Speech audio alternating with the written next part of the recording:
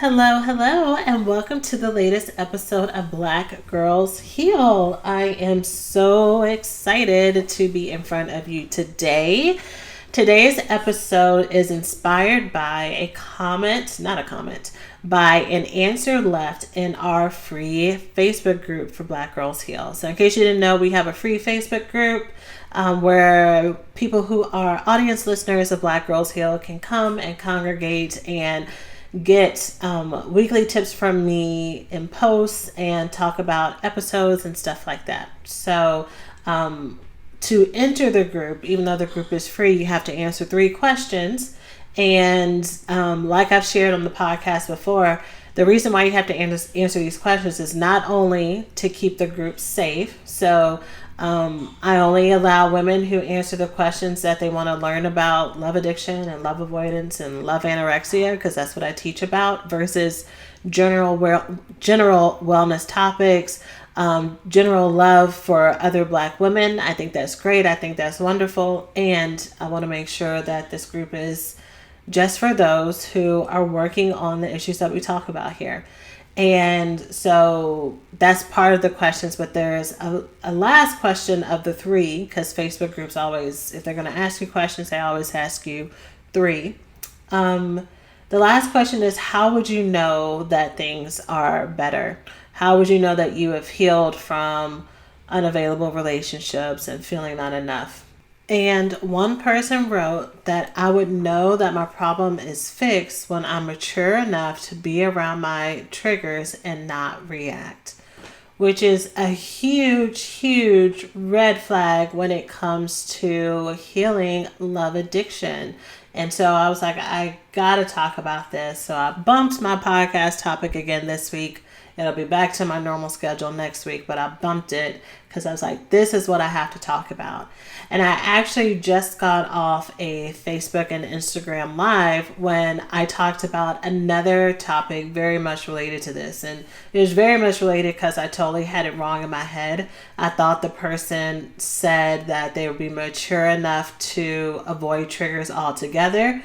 But no, that's not what they said. They said I'll be mature enough to be around my triggers and not react. And I'm like, girl, no, let's talk about this. And I'm going to tell you why in a second. So I wanted to update y'all on the Self-Love Intensive. So doors have now closed.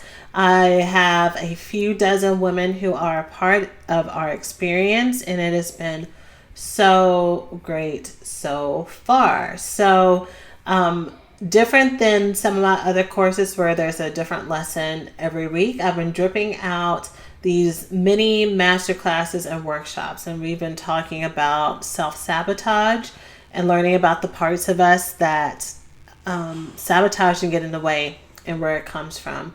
And I've been teaching them some tools around self-love and learning how to get grounded and get connected to themselves.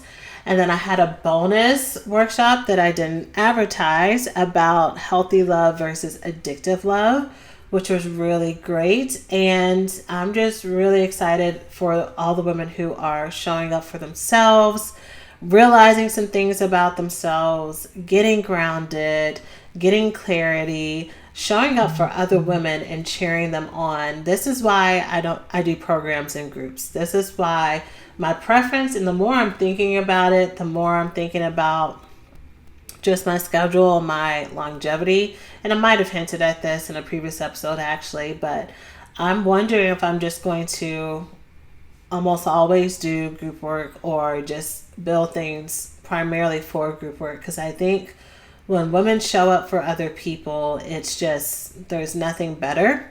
And it's like you're taking steps out on trust, like I'm going to cheer you on, and then that person feels comfortable to cheer on another person too. It's just this joy and love train that I just can't get enough of. So we're only 1 month in. And this week I'm going to get together everybody's swag boxes. I had mentioned before the reason why this program was a little bit more extended is because it was supposed to be a conference in November. And I got in my head that I really wanted to send attendees a gift in the mail. blame it on, I just finished a personality test thing, and I can blame it on the fact that I'm a 2 in the Enneagram, and 2s are known for wanting to like make people happy and make them feel special, make them feel seen, and make them feel and just give, right? And so I was very stuck on that. People were like, well, do you have to do that? I was like, I want to do it. It's about self-love. I want to send them things to help them embrace that. So this week I'm going to be sending out all of my students gifts.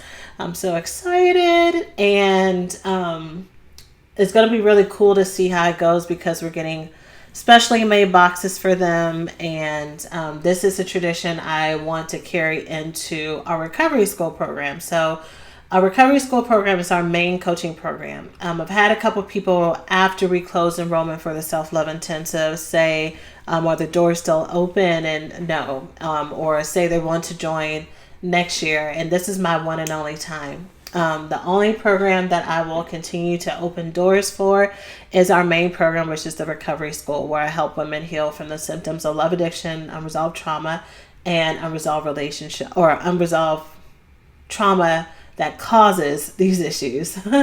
It's a mouthful to say sometimes. So anyways, starting with our winter cohort that's going to start in January, that's what I want to do for them. I want to send them their own swag boxes, their own gifts as well. So yeah, I'm really excited to see how it all comes together. And this month, we're going to keep extending the topics into talking more about self-sabotage, helping my ladies get more self-aware with their parts, and how to talk to themselves with kindness, compassion, and bring that into their everyday relationships. So this month's gonna be lit.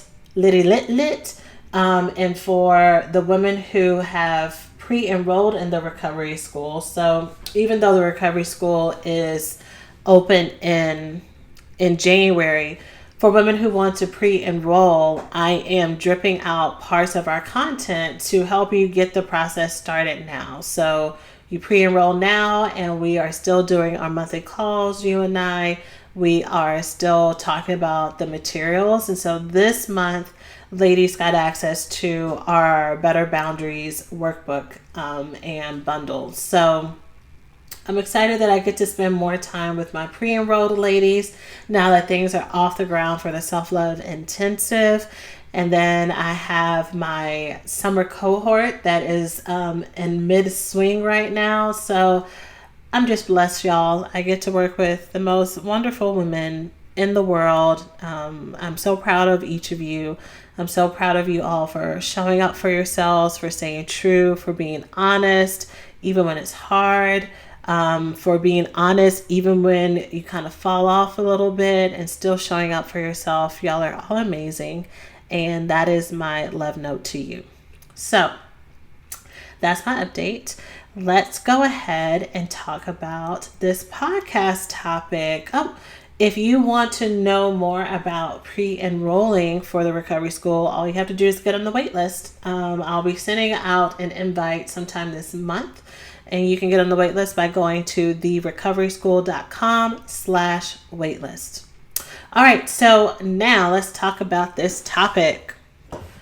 So this topic stopped me in my tracks when I saw it, because it is one of the ones that when my clients say it, when I hear other people say it, it makes me just want to hold their shoulders very tightly and say, no, that is not what we're going to do. And the reason why I have this strong feeling on the inside is because this is the first thought that sets us on a path that sets us up for sabotage or self-destruction. And I'll say more self-destruction versus sabotage. And I think the difference between is sabotage is more of a subconscious, kind of conscious decision to get in your own way. It is based out of a fear, and it's your way to make things go awry in your own control so that you don't have to worry about failing, So you don't have to worry about succeeding, so you don't have to risk rejection or messing up, right? So I'm going to mess it up first. I'm going to push somebody else away. That's sabotage. Versus when we do things that are a little bit or a lot of it self-destructive, sometimes we don't even know that we're doing it, right? So it's the baby that puts the hand on the stove, not knowing that the stove is hot and gets burned, right? An innocent gesture, just thinking that is another thing around the house like everything else. But really, it is something that is hot, dangerous, and can hurt them. And so when I hear people saying that they think that they are mature or ready enough to go around their triggers again, I'm immediately clenching and I'm like, no, why are we doing this? Okay. First, let's talk about why we feel this way, why we may want to, why we might have that urge to be around things that are triggers to us. I think for many of us, it is a good checkpoint to see that you've actually gotten better, that I'm actually healed, right? If I could be around this and not be affected, not flinch, that must mean I'm better, right? That's your litmus test, right? If I can touch it, taste it, be around it, and say, that has no control, I'm good. So I don't know how to do this episode without just talking about what I have immediately in my mind. So as you know, I coach women through love addiction. The main thing that I'm helping women stop doing is usually connecting with people who are unavailable. Constantly going back to relationships where there is a broken cycle of someone not showing up for you in the way that you want them to, you not showing up for someone else in the way that they want you to, or some mixture of the two. And one of the things that the women I work with, and even myself, would have to work through in the past is, as soon as I'm feeling a little bit better, then let me just call them and see what's going on. Let me just see what's up with them. Let me just be nice. Let me just respond to this message they sent me a month ago and just say, hey, what's up? Let me start off the conversation with boundaries, and it'll go much better because I'm stronger and I'm wiser now. And it opens the door to repeat the same roller coaster and mistake you've been down so many times before. And what you find when you do this is things will slowly, incrementally go back to how they were before, right? Now, sometimes what we will do is we will try to have a buffer in place. So sometimes it does not go back immediately to how it was before because the buffer could be another relationship. We live under the illusion that because I'm in a partnership with someone else, that is safe for me to reconnect with this person that I once had a trauma bond with. My first question to you would be, why do you need to reconnect with someone that you had a trauma bond with? Why not reconnect with healthier people in your life? If you don't have healthier people in your life, why not start the process of learning how to build relationships with healthy people? Using this person, this relationship as a crutch because it's familiar, because it just rolls together, is not serving you. If it was serving you, you wouldn't have made the break that you were before. So if I get a brand new Lamborghini and I'm driving it around and enjoying it, I'm not going to go back and look for my old Toyota Corolla from 1983. Right? Why would I do that? It might have served me so well for 10 years, but I outgrew it. I don't need to keep it in my garage for sentimental reasons. I have a nice bright orange Lamborghini that I can drive around, and that is what I need to get accustomed to. So the message here is, some of you have access to have a brand new Lamborghini or Mercedes or whatever your car is, and you don't think you're worth it. You're more comfortable being in that Toyota Corolla. So that's why you keep going back to it. That's your problem. You need to get your Lamborghini energy on. You need to learn that you are worth more than what you've been settling for your whole life. Right? And so that is part of your self-healing process to get your Lamborghini energy up, right? Hashtag Lamborghini. Hashtag Lamborghini energy. Tag me on Instagram. Let me know if that resonates with you. But going back to the buffer, you're using these relationships for you to go and test drive and check it out. But you have a whole new life. So you got to look at, what is it in me that's making me want to look back? What is it that I'm hoping that this Toyota energy is going to give me? And I think, just to help you out real quick, what you need to do is just be honest with the fact is that you're not just trying to test yourself to see how healthy you are. You miss them. You're reaching out because you miss them. And here's something to go with that truth, that translation for you of what "let me test myself" means. Once you're honest with yourself about the fact that you miss them, the next thing you need to be honest with yourself about is that you miss a fantasy of who that person actually is. You miss the fantasy of what you always wanted the relationship to be, and that's what you're going back for. You're not testing yourself. You're testing to see if the person has changed, and you are messing up your flow. You spent all this time to break the cycle, to get out of this repeated pattern, and you are just, like the Bible says, like a dog returns to his vomit is like a fool returns to his folly, right? You're just going back over and over and over again. Okay? Y'all know I like to try to be encouraging, but like when it comes to this right here, I need you to know that there is nothing good that can come from you, a healthier person, going back to an unhealthy situation because supposedly you were healthier. If you were healthier, you wouldn't want to go to an unhealthy situation. Let me know if that makes sense. I know I'm not talking to you right now. I know we're not face to face, but I just need to know if that makes sense to you. Okay? The original comment is that this person said that they knew that they would be healed if they were mature enough to be around their triggers and it not have any effect to them. Healthy self-love, healthy relational love, healthy committed love is a holistic, full round. I am not going to put myself, the ones I love, into danger emotionally, physically, spiritually, or mentally. It is you being fully aware of what are the triggers that bring you to that place, and consciously, decisively choosing not to do it. There, sometimes in this healing process, you will get to a place where relationships, things that used to excite you before, things you used to self-medicate with, they lose their power. They become neutral. You can be in the room with them and you're perfectly fine.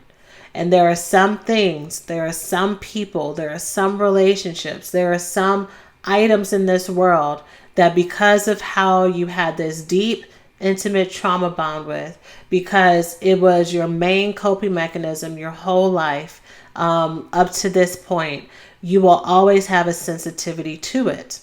That does not mean you're not healed.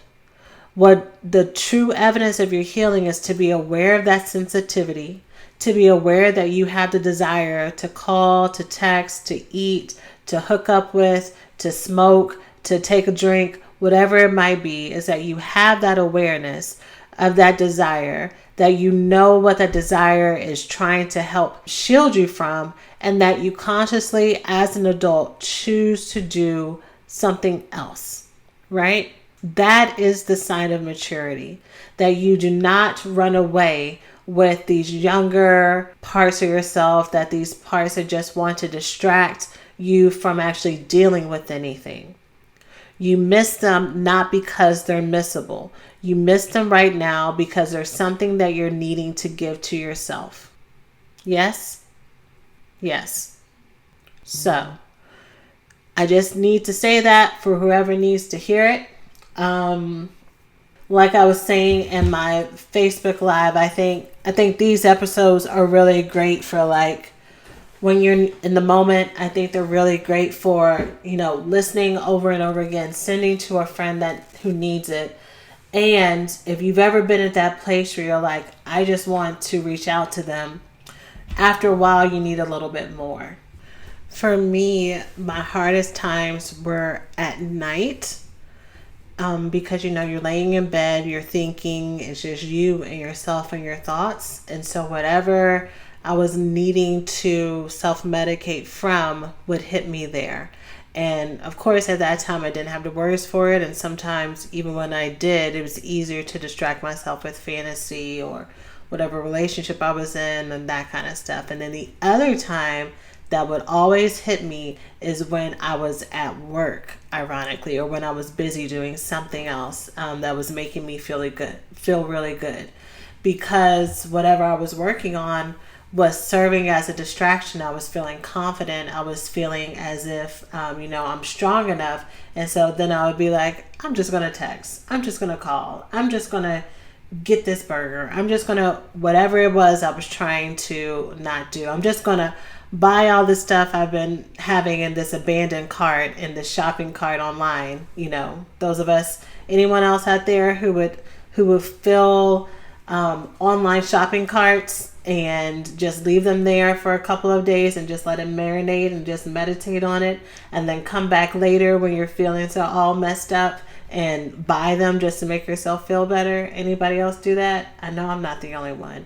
And so whenever I'm feeling this false sense of security and confidence, that's the other time I would act out. And so I needed to figure out how to get out of this cycle.